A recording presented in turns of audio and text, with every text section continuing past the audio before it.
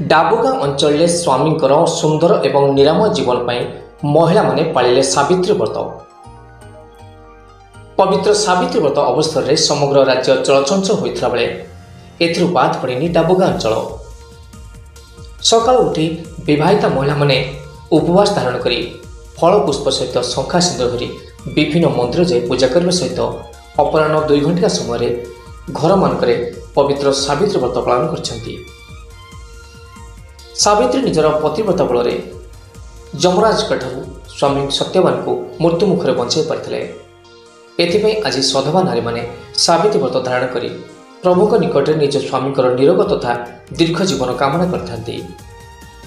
व्रत सारिया परे महिला माने स्वामी को आशीर्वाद नहीं फलमूल खाइथिबा देखा मिली। नवरंगपुर मीर सगर पात्र रिपोर्ट समाज टीवी।